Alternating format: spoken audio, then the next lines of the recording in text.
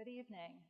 Tonight I'm going to talk about relationships, and not just any relationship, the ones that we have with many individuals throughout our lives. We probably have some going right now. Those individuals might be rather furry or fuzzy. They might have some feathers. They might be scaly, and they might even be a little bit slimy. Of course, I'm talking about our relationships that we have with animals, our beloved pets. This is otherwise known as the human-animal bond, and it's incredibly powerful, as any of you who have had beloved pets or have them with you now can attest. It represents a kinship, a relationship, a deep connection that's developed over time. Many of us feel as if our animals are members of our family. Their illnesses or their death is just like losing someone that's close to us who's a human.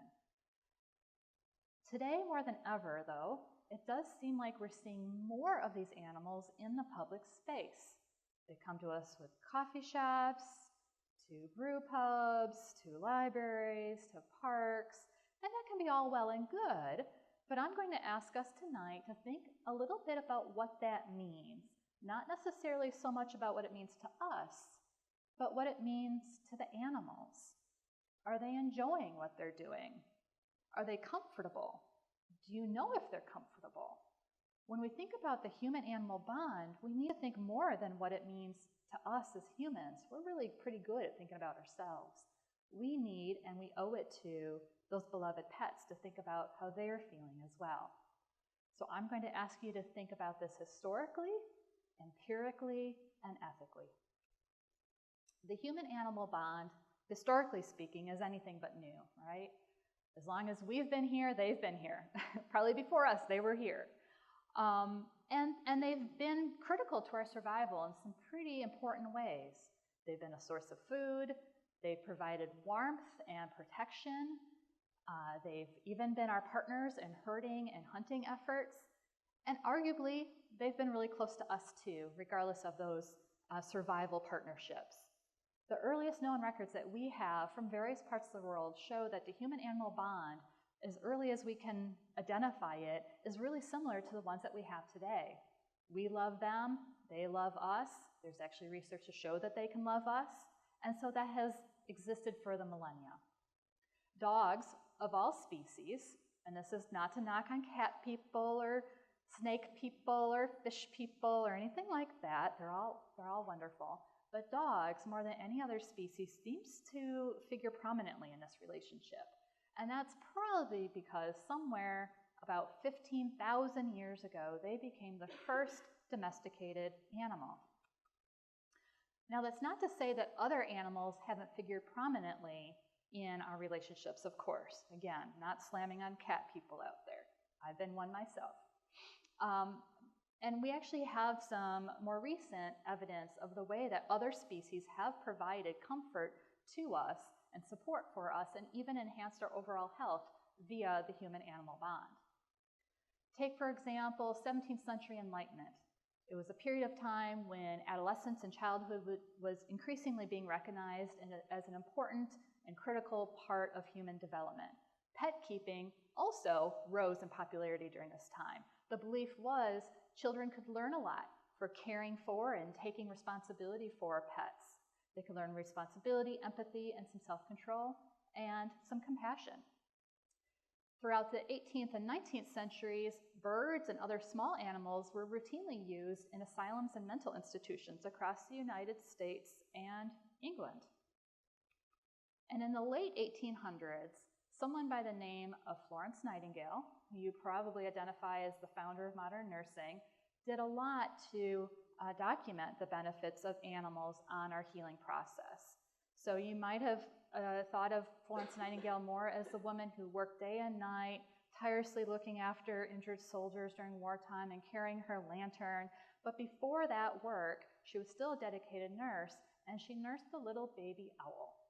She was at the Parthenon in Athens, Greece, and she saw a group of kids who had accosted a baby owlet that had fallen out of the nest and were kind of hurting it and roughing it up a little bit. She rushed over to the owl's rescue, nursed the owl back to health, ended up keeping the owl as a pet for about 5 years, named the owl Athena, and Athena ended up adapting back to Nightingale's attentions by developing little tricks.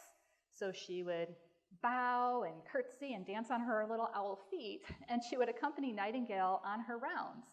And the owl would come out and entertain patients and kind of lighten the spirits, the load of healing. This really struck Nightingale as important, and it influenced many of her writings. Throughout the 1900s, early 1900s, the use of animals therapeutically for health and well-being was mostly relegated in the field of psychology and psychoanalysis. And in the 1960s, a well-known child psychologist by the name of Dr. Boris Levinson coined the term animal-assisted therapy. And he did this based on his impressions of watching his dog, Jingles, interact with his child patients. Jingles had a way of breaking down barriers, pulling kids out of their withdrawal state, and just making them feel more comfortable with the therapeutic endeavor. Since that time, research has expanded to show a lot of the benefits that we now understand through the human-animal bond on health and well-being. This started with a foundational study in the early 80s on the life-prolonging effects of pet ownership for heart attack sufferers.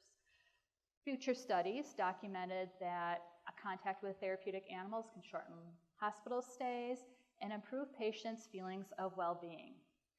Just 20 minutes of interaction with a therapy animal can actually lower your blood pressure, lower amounts of the stress hormone cortisol, and even produce an endorphin release, so sort of an emotional or a psychological high. And we also have documented that interaction with a therapy animal can increase the feel-good hormones like serotonin and oxytocin. In the area of coordination and development, especially in the fields of physical and occupational therapy, interaction with a therapy animal can be really helpful in developing gross and fine motor skills. You can imagine the petting and the grooming of an animal can help exercise one's tired joints and muscles and increase one's range of movement without having to think so much about doing it. Because when you pet an animal, you're focused on them and not necessarily what you're doing for yourself. There are a lot of social benefits to therapy animals as well. One of them is the sense of feeling less isolated, less alone by having a fuzzy animal or a feathered animal there to kind of keep you company. They also can be a really important source of non-judgmental support, especially for young, struggling readers. To read to a dog in a school or a library can be really helpful. They're not going to laugh at you. If you have a secret to tell, they're not going to share it. They're very safe. And an area that I've noticed quite a bit is in helping people kind of reclaim themselves. So I work a lot with children who have been traumatized, often through interpersonal victimization. Somebody's hurt them. And when that happens, your sense of safety is eroded. You feel as if maybe the world isn't very safe, other people aren't really safe. And having a therapy animal that will respect your boundaries, but be comfortable with what you want to do with them and just hug on you and be okay if you need to lay on them, can be really empowering when your agency has been diminished. However, as the popularity of helping animals increases, it's important for the field to professionalize and standardize its terminology, and that's what the screen behind me shows. So what I've been calling animal-assisted therapy is actually one of 3 main pillars under a large umbrella term called animal-assisted interventions. The other 2 realms under this umbrella are animal-assisted activities and animal-assisted education. They really are an effort to clarify what animals are doing for whom and under what direction. They're all distinct in their intentionality and goals and objectives, but they're still similar in that they're all predicated on the benefits of the human-animal bond for our health and wellness. So based on that, there is somebody here who would like to meet you tonight. He has been involved with many animal-assisted interventions. Please welcome my working partner, Sonny the therapy dog. Thank you, Erica. So yes, he's a sweetie. So this is Sonny. He is a 2.5-year-old golden retriever. He has been with me since he was just 8 weeks old. He is my pet. He's my family pet. He's my only son. I have 2 daughters. He's my 3rd kid. And he and I have endeavored to try to bring his comfort, his demeanor to the community. We work mostly with children, but we are starting to work with a lot of adults in different settings as well. We are registered through Pet Partners, which is a national and even internationally recognized therapy organization. And if you're entertaining the notion of a therapy animal or want to know more about it, that's a really good place to start. One of those large or even regional-based groups, because they do training, preparation, they'll evaluate, and they even offer liability insurance to their team. So it's an important endeavor in kind of credentialing yourself and creating a legitimacy to your work. So our work has involved hundreds of hours of preparation, training, establishing a good bond, and just making sure that we are available in a good way as much as we can. And you might see there's some little trinkets on his vest here. Those are things that have been provided to him by little friends in the community. So he wears his little tokens from his friends with pride. And so when I said there's still a lot of work, always a lot of work, it's really that it's a lot more work for me than him. A lot more preparation. It's entirely different than just taking your animal around with you. As you can see, he's pretty good. He is always really good. So it's really on my part as the handler to make sure that he's safe, comfortable. He knows this is an okay place to be. He's used to this mat. He's been hanging out here all week long. And that allows him to do his best job. And part of the reason that he's so good at his job is that he has his mom on a tight rein and knows I have treats. He has what we call an affiliative personality, and that's one where the dog exhibits a lot of comfort, seems very confident in themselves, is not put off by being in strange places, and seems really excited to meet people. So he especially likes kids. He's always wanting to go meet kids, but he just enjoys meeting people, and I can tell that because I've been trained to understand what he's telling me. In other words, I've learned to speak dog. And so while it's been a lot of work, we've really enjoyed ourselves. And I would say it's been totally worth, and we look forward to what our future holds. We've only been a registered team for about 13 months, and he's still a really young dog. He won't reach his prime till he's about 4 or 5 years old. So we have hopefully a really great career ahead of ourselves. We've been to schools and universities. We've been to after-school programs and library reading programs. We've been to counseling centers and shelters. We've worked in support groups for people who have been traumatized. We've been to nursing care facilities.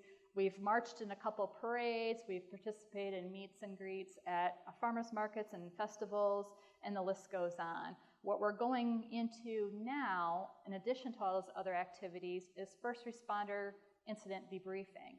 So when law enforcement or EMTs go on a scene and they see something that's pretty emotional and difficult, there's a protocol for helping them sort that out, and we are becoming prepared to be part of that debriefing effort. So we go where we are needed, we go where we are wanted.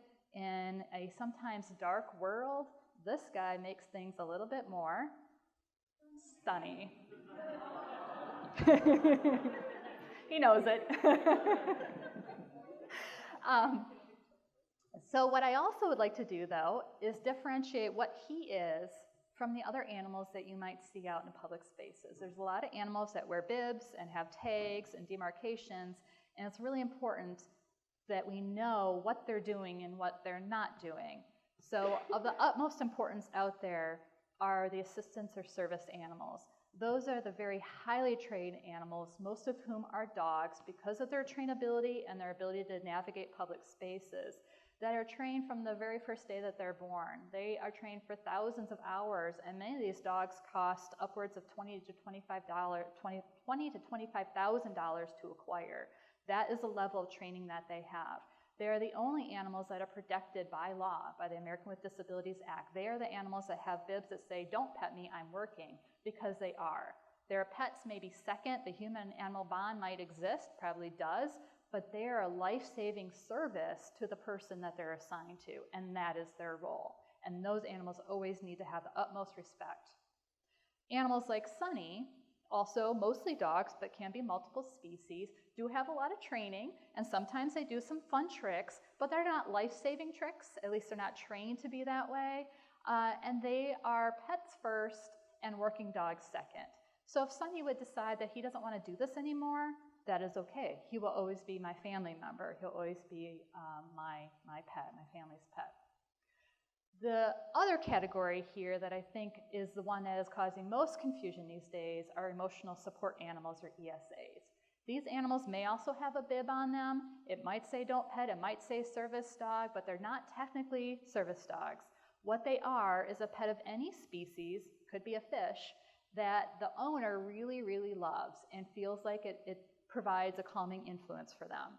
And so they achieve a doctor's note and submit that in order to bring their pet where their pet would normally not be allowed, such as aircraft or housing that would not allow pets.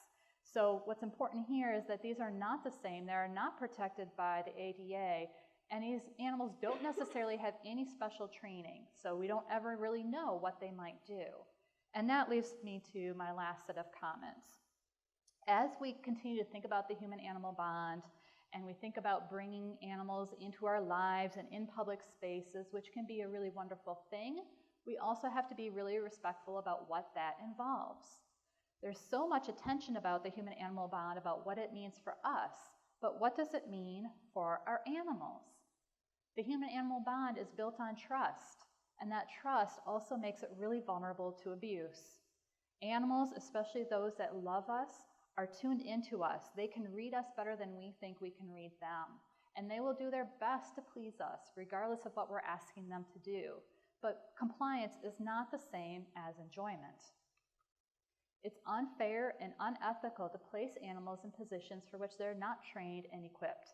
And if someone is not trained to understand what the animal is telling them, they really need to take the time to do that before they put an animal in a potentially compromising or dangerous or aggressive situation. It's important that we clean up the ambiguity, we focus on unique understandings of what our beloved animals are telling us, and ensure that both animal and human end of the human-animal bond is honored in the way that it's meant to be. Thank you.